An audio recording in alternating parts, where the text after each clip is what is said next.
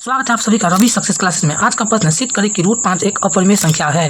तो कभी भी ऐसा प्रश्न आए कि रूट 5 एक अपरिमेय संख्या है या रूट 3 एक अपरिमेय संख्या है या रूट 2 एक अपरिमेय संख्या है, इसको सिद्ध करें तो सबसे पहले हम इसका उल्टा मान लेंगे। जैसे कि रूट 5 जो है एक अपरिमेय संख्या हमको सिद्ध करना है, तो सबसे पहले हम रूट 5 को एक परिमेय संख्या मान लेंगे। तो लिखेंगे माना रूट 5 एक परिमेय संख्या है।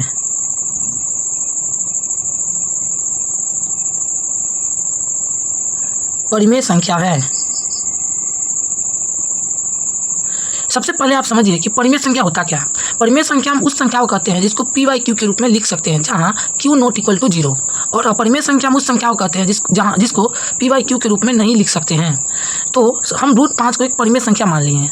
अगर परिमेय संख्या मान लिए हैं तो रूट 5 को हम p बाई क्यू के रूप में लिख सकते हैं। p बाई क्यू बोलिए या a बाई b बोलिए या c बाई d बोलिए, कुछ भी हम लिख देंगे। तो लिखेंगे इसीलिए रूट 5 जो होगा हमारा p बाई क्यू के रूप में होगा, जहाँ p और q सभाज्य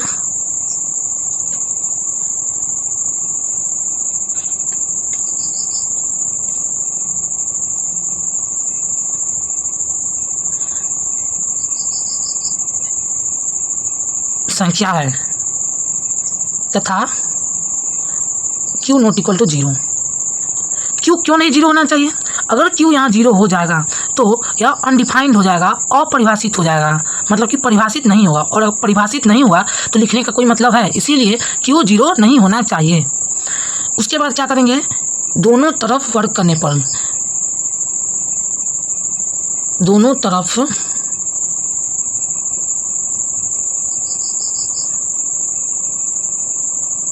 वर्ग करने पर दोनों तरफ क्या कर देंगे, वर्ग कर देंगे।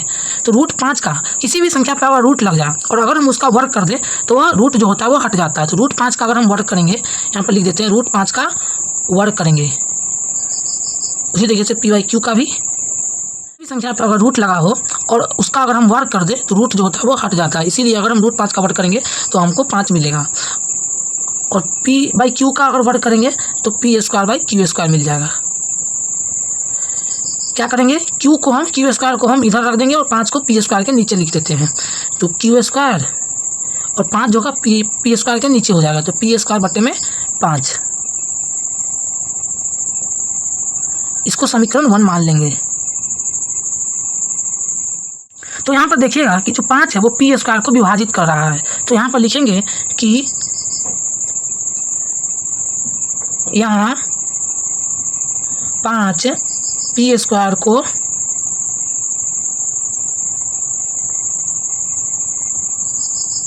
विभाजित कर रहा है, इसीलिए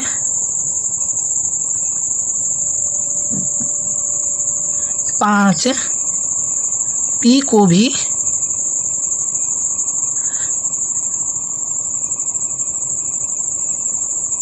विभाजित करेगा। जैसे कि मान लीजिए अगर हमारा मान लो 10 का स्क्वायर है, 10 का स्क्वायर है और नीचे कितना 5 है, तो अगर 10 का जो स्क्वायर है वो 5 से विभाजित हो रहा है तो 10 जो होगा वो 5 से भी विभाजित होगा। वही यहाँ पर लिखा गया है कि अगर p स्क्वायर 5 से विभाजित है तो p भी 5 से विभाजित होगा। लिखेंगे माना p इक्वल टू 5b, जहाँ b पूर्णांक है। मान लिए हैं कि जो 5 है वो p को भी विभाजित करेगा। इसका मतलब कि जो p होगा वो 5 के पहाड़ा में होना चाहिए, इसीलिए p को हम 5b मान लिए हैं। उसके बाद लिखेंगे समीकरण 1 से इस p के मान को उठा के समीकरण 1 में हम डाल देंगे। तो q स्क्वायर है समीकरण 1 में,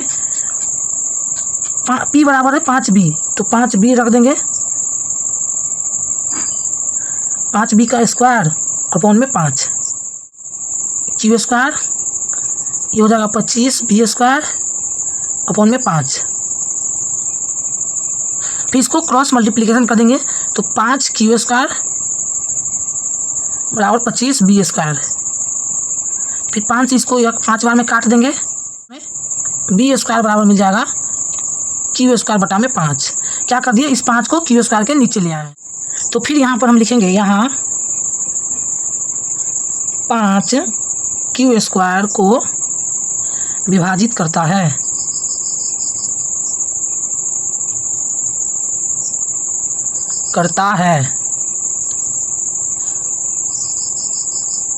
इसलिए 5 क्यू को भी विभाजित करेगा।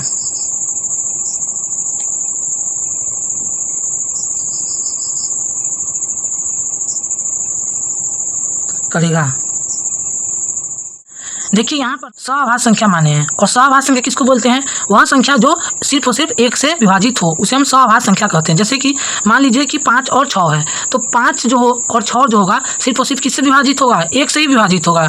इसीलिए 5 और 6 जो क्या है वो हमारा सभाज्य संख्या है। लेकिन हमें यहाँ पर मिल रहा है कि जो 5 है वो Q को भी विभाजित कर रहा है और 5 जो है वो P को भी विभाजित कर रहा है। इसका मतलब यह हुआ कि जो P और Q का 1 के अलावा 5 भी क्या है, गुणनखंड है। तो हम लिखेंगे यहाँ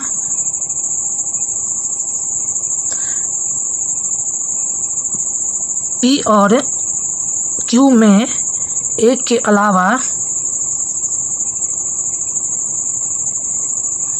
भी उभयनिष्ठ गुणनखंड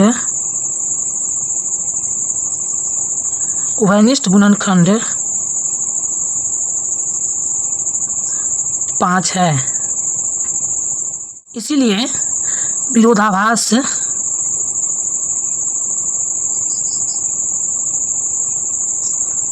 होता है कि P और Q सभाज्य संख्या है।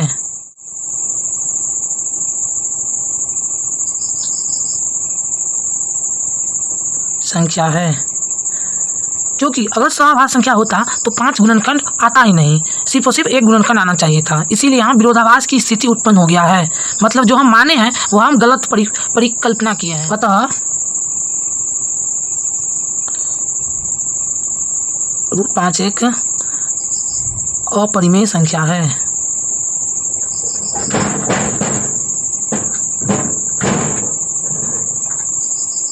समझ में आया होगा तो रवि सक्सेस क्लासेस को सब्सक्राइब करें, दोस्तों के साथ शेयर करें और एक प्यार सा कमेंट कर दें। मिलते हैं अगली वीडियो में।